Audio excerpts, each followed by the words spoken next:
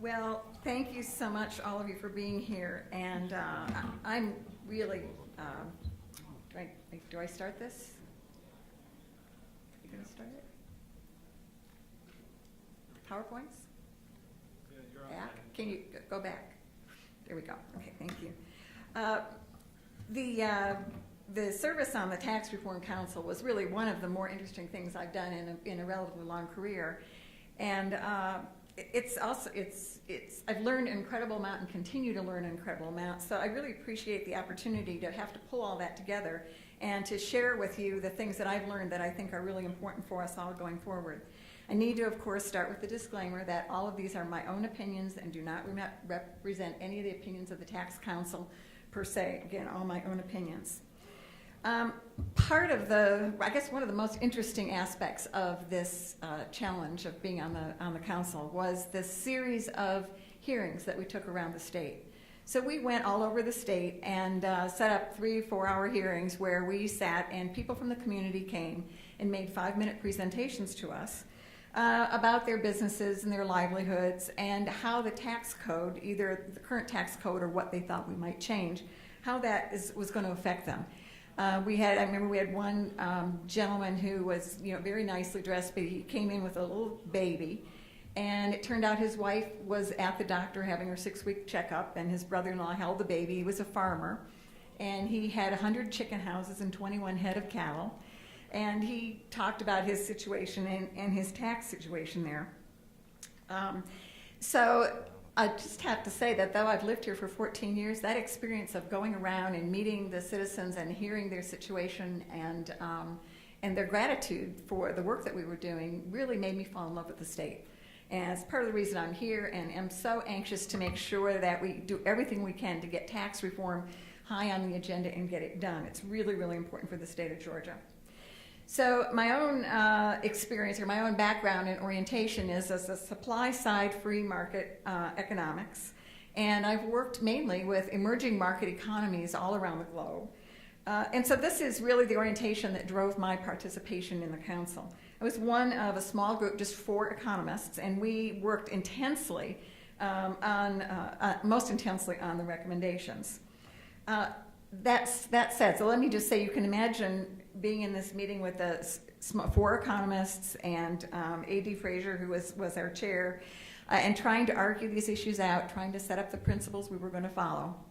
It was a really intense, and of course the council had no outside resources provided. So I must take this moment to give my thanks and to ask you all to remember that when somebody like me is put in a position like that, having folks like the Tax Foundation and ALEC and Georgia Public Policy Foundation and Heritage Foundation, whenever it could sometimes be 11 o'clock at night, and I would know I'd need something for the following morning, I'd send an email, and actually it was usually Kelly who was, it's 12:30, there comes the answer.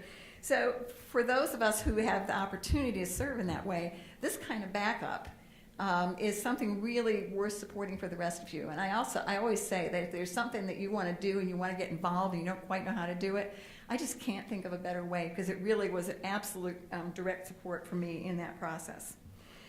So I guess I do have to say about another supporter that I had, and that was Art Laffer, who was on my thesis committee and is a friend of mine. And I guess he heard that things were kind of getting tense in these meetings, and he sent me an email. It says he drew me a picture of his Laffer curve, and he's really fond of Latin, so he writes on the edge of it in Latin, "With this curve you shall conquer." So I should have brought my props. So I wrote him back and I said, "Why didn't you send me that on a napkin?"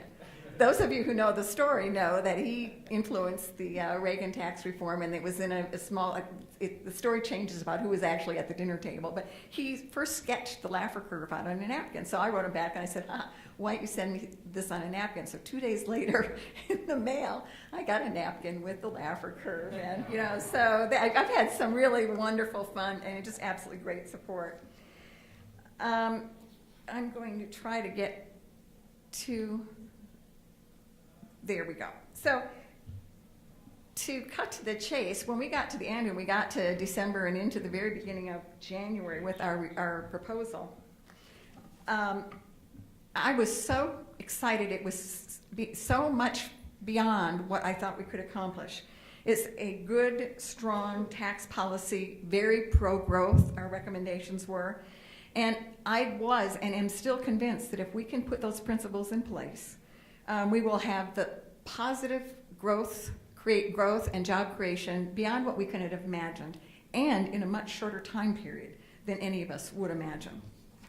And so I'm just going to summarize real quickly. There was a lot in that report, but I want to summarize real quickly what the key elements were. And I will say that having the experience of watched this go through the process, I shifted the order around a little bit. But the first priority that isn't written in the report, but everyone except one of the people on the council felt so strongly that it was just a natural for us that this was going to be revenue neutral, that we were not joining this council and putting in all this time in order to be a backdoor way for the state to raise taxes on the people of Georgia. We were not, and I am personally convinced that a fair number of that council would have walked away if we had thought that's how our work was going to be used. So everything we did, this turns out to be really important as we go down the road here, everything we did was to be tax neutral. And what that means in terms of the calculation is that every adjustment that you make that releases revenue or generates revenue, you apply it to getting the tax rate down. So when I come to the end here, what I'm going to say is that as we look at the whole picture, any additional revenue that is generated, shoot for that 0% tax. Shoot for the 0% tax. 3 would be good enough, but 0 is a lot better. So everything, and that's what we did. We tried to find ways that we could shift the burden, help the economy, and take those funds and put them towards tax reduction. We created the fairest, flattest structure that we could achieve, given everything that was in place. And we recommended that the income tax be raised, the personal and corporate be reduced from 6% to 4% as fast as possible, certainly within 3 years. And here's where one of the problems came in that was very, very difficult, and I'm going to, as Kelly says, roll out a solution for you here at the end. But you got to do the numbers, and I am not a number cruncher, but we had a really difficult time getting the numbers for our analysis. So we would look at putting a tax on certain services or putting a tax on food, and then try to figure out. And we were sometimes couldn't get numbers within $100 million of what the answer was going to be. So how can we turn around and say, okay, reduce tax rates to 4%? If we, and it turns out that they're in the overall picture, there ended up being somewhere on the order of $2 billion worth of errors in those numbers. So for us, and for anybody on the outside, and believe me, there were plenty of people, press and citizens, who wanted to get into those numbers and figure things out. They couldn't do it. I couldn't get the numbers. So, and I'm going to go back into that. That's one of the big things that I think is a problem we're doing some things about. I did want to say, too, the idea of reducing the income tax to 4%. The reason I have a target of a 3% growth was a meeting I was at with key members of the venture capital, small business, technology community. And they were talking about the 6% and how it makes it so difficult for them to argue with their colleagues that they should bring these technology firms to Georgia because they're paying personal income tax. If it's 6%, when firms can go to Tennessee or Florida or Texas and pay 0. It's just too big. And then you can say, oh, well, the property tax is different, or well, the sales tax, it's just too big. But you know, we can't right now get it down to 0. So I just tossed out, I said, well, what about 3%? You know, whenever you just cut it in half and see if you can get halfway there. And they just lit up and they said, you know, that would put us within spitting distance. That would get us close enough that we could go out and effectively argue. So that's what caused and has been my kind of personal target there. So we put this thing, let's see, so that lower the rates is the first one. Broaden the base is the second one. We recommended putting our tax back on groceries, 4%, tax some services. We picked the services that were, for all states that taxed services, we picked the services that were taxed by half or more of the states. So we're just taxing what other states were taxing, okay? And to try to eliminate as many personal deductions, exemptions, tax credits as we possibly could. So you're looking at the fairest, flattest tax we could possibly get, and that's what we really recommended. And the last is really not sexy and has been really overlooked, but we set out to really modernize and simplify the code. Those of you who know it know the code is thick. There are hundreds and hundreds of code items for your industries, your agriculture, your mining. And so we went out and actually talked with the, got representative groups working together in ag, mining, manufacturing, and got them to get their tax code into a form, that recommended tax code form, that got sometimes hundreds of tax code items down to one item. And I'll tell you in a little bit about one of the women that I came across and how this would have affected her.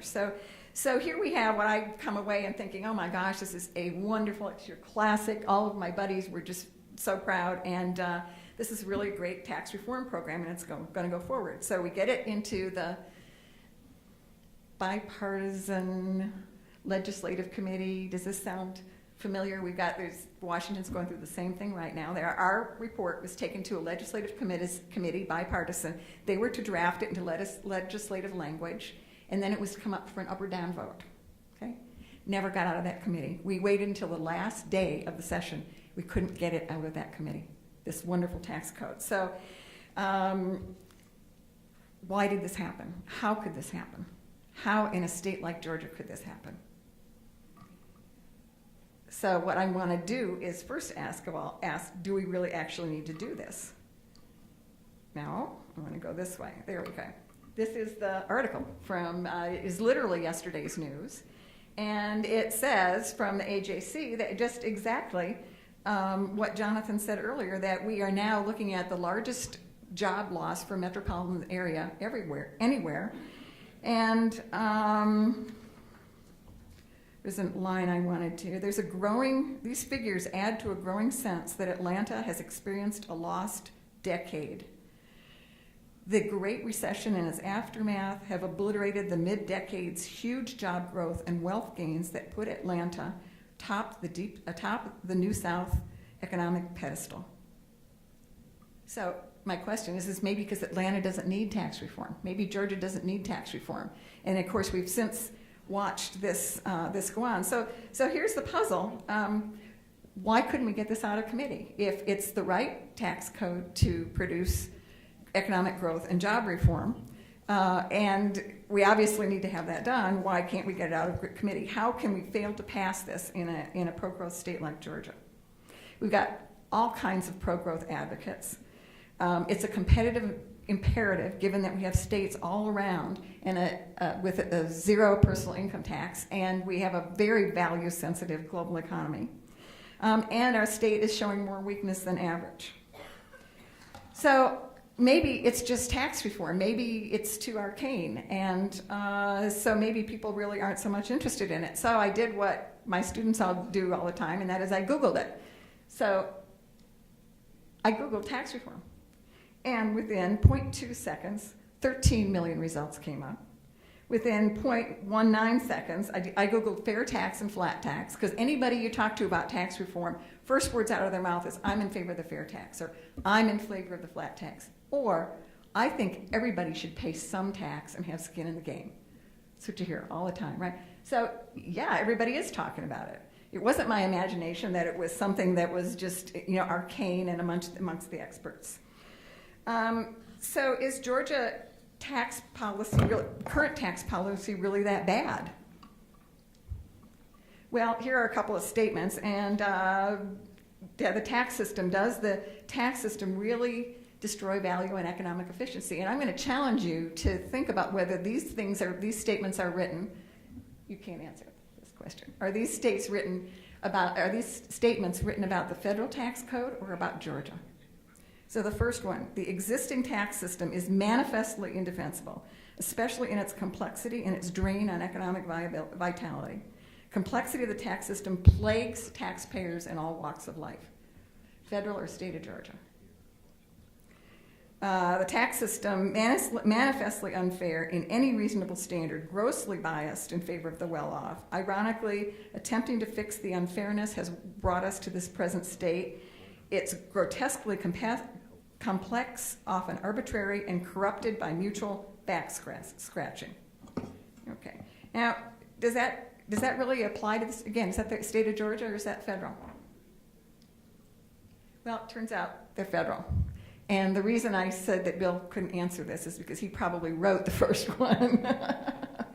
And the second one is in a really very excellent recent editorial in the Wall Street Journal talking about the tax system.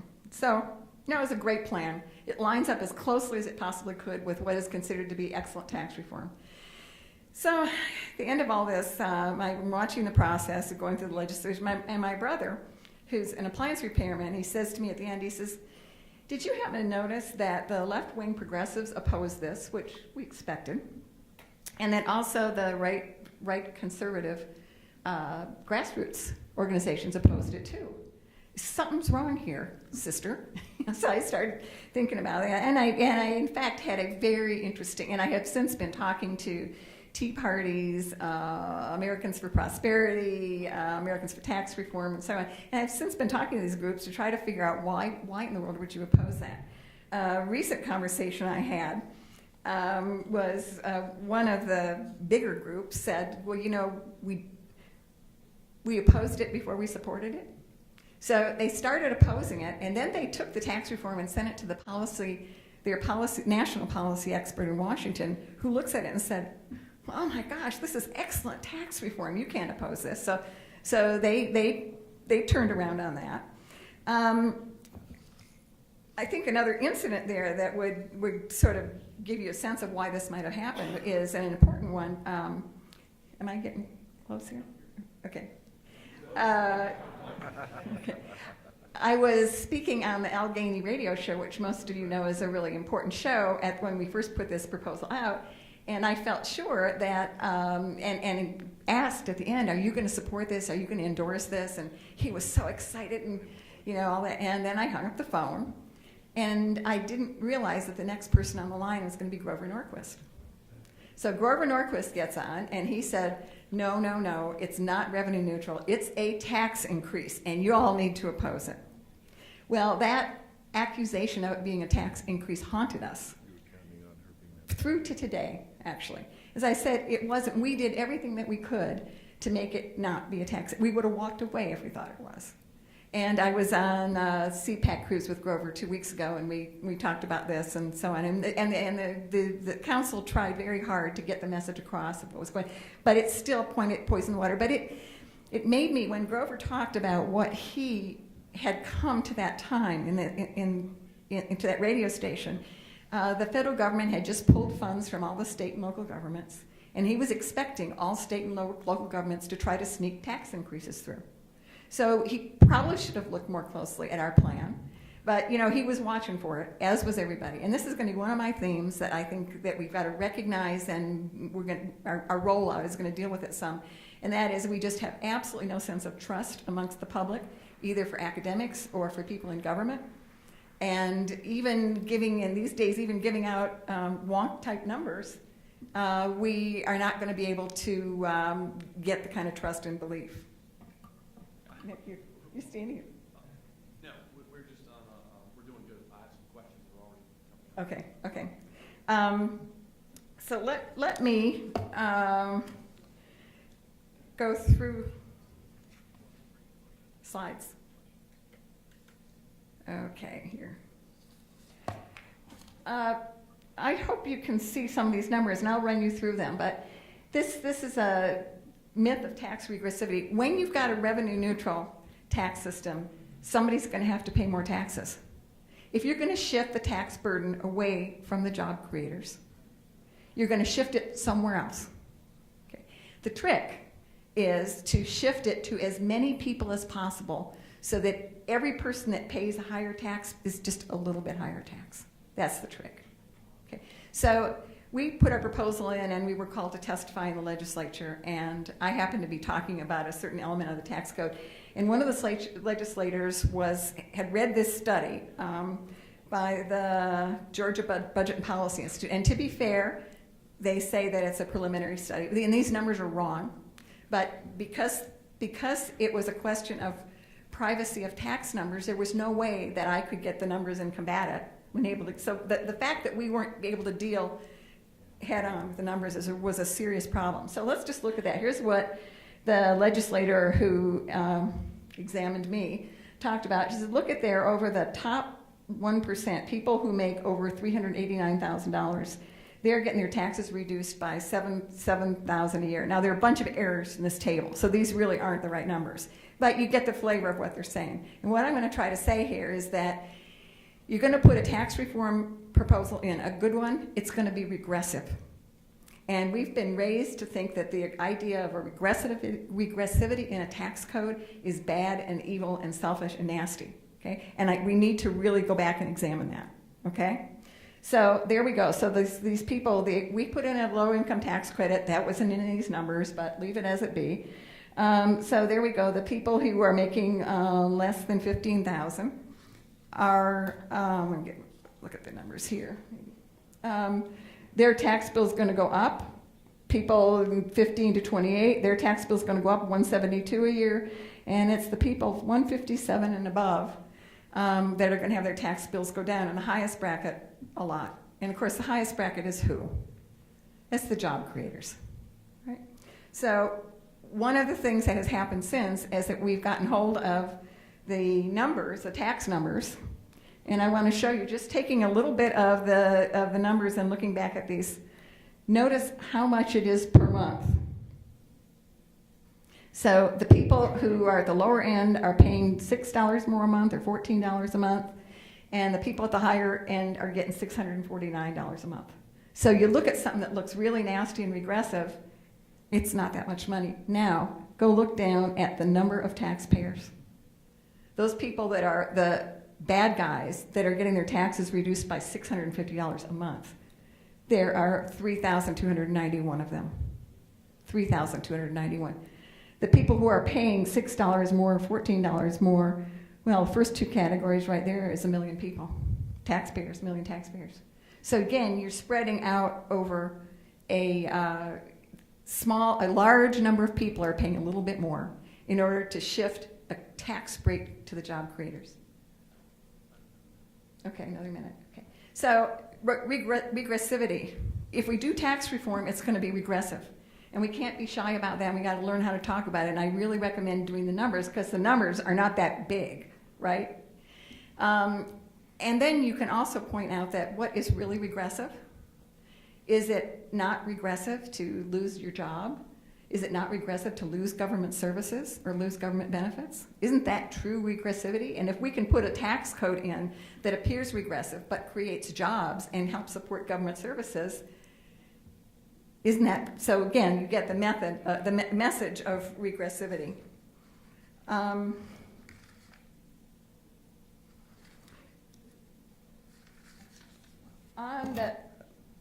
I go back one? Can you back one slide? Okay. Back to the subject of tax revenue neutrality. You know, tax reform is hard. The last time we had serious tax reform was in 1986. Bill will talk about that with Reagan. I believe that a big part of that was because it was a tax cut. It wasn't revenue neutral. And that once people start looking and start saying, well, I don't know what this means, but I can tell that for me, my tax is going to go up by $100 a month. Therefore, I bet it's this government and these academics who are trying to really raise taxes on me. So it's like the fallacy of composition. If anybody looks and sees one of their taxes going up, they're going to automatically assume that we're trying to pull something over on them. Okay? And so what we have a program to set up to try to do is to provide the data, provide access and analytical capabilities to legislators and to the public so that they can prove it to themselves. And what we are in the middle of, this is just going to be a sample of what we've got provided here, but this is what we're providing. We'll be ready for the new session to the legislators. Now, if you see, I have their options, and it's hard to see that there are levers.